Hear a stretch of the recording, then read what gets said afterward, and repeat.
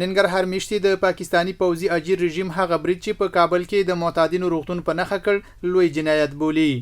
دوی وايي پاکستان د افغانانو ته په کمزوري نظر نه ګوري او دغه ډول جنایتونو پوښتنه به خامخا ورڅخه کوي.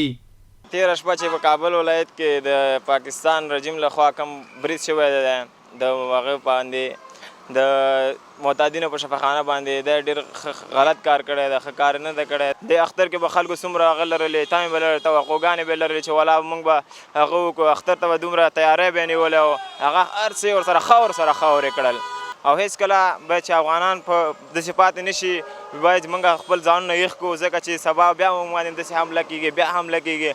دغه پاکستان کم برید کړی دی کابل کې او شفخانه باندې دا عام خلک دي، دا څه دولتي کسان نه دي او ډېر زیاتی کړی، ظلم یې کړی دی. د روژې برکتي میاشت ده او ډېر غټ ظلم یې کړی دی. موږ او ستاسو اوس یو لاس شو او افغانانو ته ټولو ته اوس دا پکار دی یو لاس باندې ودرېږو او دا خلک ته ماته ورکو او بیا داسې تکرار ونه کړي، په داسې برید ونه کړي.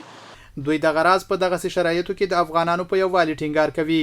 وایي کله چې اتحاد موجود وي نو دښمن هیڅکله برلاسي کېدی نه شي.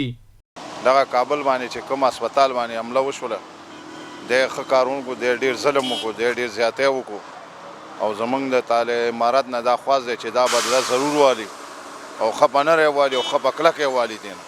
افغانان هېڅکله د چا بدله نه پرېږدي او نه خپله بدله ضرور دی نه لي. او زموږ د نړیوالو نه دا خواست دی چې د پښتنه وکړي، د ټولو ملکونو نړیوالو نه دا زموږ خواست دی چې د پښتنه ضرور خامخا وکړي. دا ډېر ظلم کړی، د روژې خاطر یې نه دی کړی، هم وګړو باندې برید کړی ده. د افغانانو خپل بدله په چا همداسې نه ده پرېښې او انشاءالله دا بدله به ترې خامخا اخلو. د پاکستان پوځي رژیم په دغه برید کې هغه معتادین چې اسلامي امارت د روغتیا لپاره درملنه پیل کړې وه په نښه کړل، چې څه د پاسه 400 شهیدان او له 250 یې ډېر ټپیان کړل. دغه برید په ملي او نړیواله کچه وغندل شو او عاملینو ته د سزا غوښتنه شوې.